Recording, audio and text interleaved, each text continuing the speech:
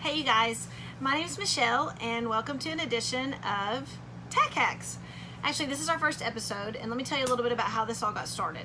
So I am an inventor and I used to own a tack store and I've ridden horses for, most of my life. I won't tell you how long that is because that would very much age me. But anyway, over the years through my riding career and also because I used to have a store, I've learned a lot about ways you can save money, things you can do to clean your tack, things you need to take care of your tack, things that you can use in addition to your tack, just all kinds of interesting things that I've learned both from customers and from people that I have been in boarding barns with, all kinds of different situations. So I just had this idea that I should start to share them.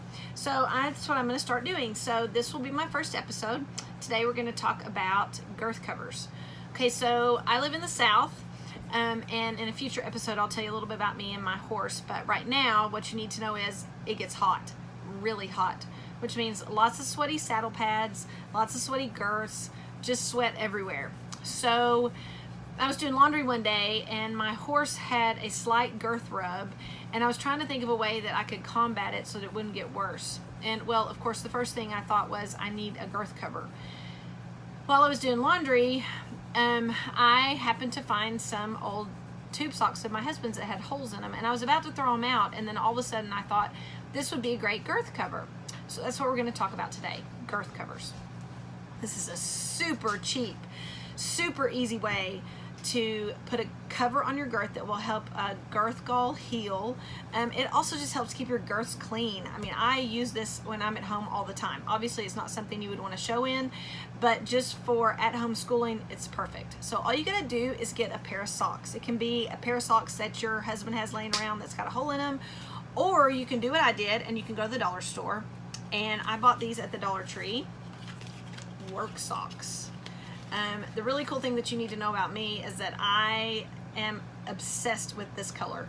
My maiden name is Bean, and so this is what we call bean green. These socks happen to be, ta-da, black with a little bit of green on them, which is my cross-country color. So here's what you do with this sock. Now keep in mind, 2 of these for $1. How cheap is that? So you're gonna take a sock and you're gonna cut the toes off, just the toe. Just this part, okay? So then you're gonna have 2 open-ended sides. Then you're gonna slip it over your girth, and looky there, instant girth cover. And this is one of my favorite girths. It's from a company called Tack, which is sold by English Riding Supply. It's a neoprene girth, and it is wonderful because I can hose it off. I don't have to use leather cleaner or anything, which is really great, especially after a sweaty cross-country ride.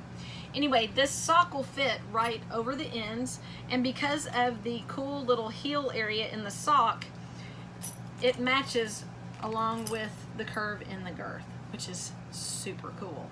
Okay, if you have a straight girth, like this one, this happens to be a Smart Pack girth. If you have one of these, or even one that doesn't have this little curve in it right here, just a solid straight girth, like a jumping girth or something like that.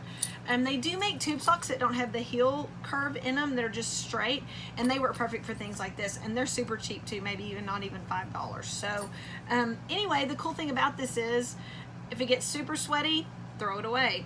If it gets unraveled, throw it away. I mean, you've lost $1, 50 cents because you got 2. Or you can throw it in the washer with your saddle pads or your rags or whatever it is you have and clean it and use it again. I do it all the time. I usually have 4 to 6 of these laying around, and then, like I said, when they really get to get unraveled and get really nasty, I just throw them out, and it's not that big of a deal. So anyway, that's your first tack hack for the day. I hope you guys will join me for future episodes. In the meantime, if you want to know more about me and my fabulous horse, Sid, and we were actually featured in Smart Pack's blog, so you can go to blog.smartpackequine.com and you can learn more about us. Please join us for future episodes. We'll be giving all kinds of cool tack hacks and tips. Hope to see you guys soon. Leave comments below and be sure and subscribe. Thanks a lot. Bye.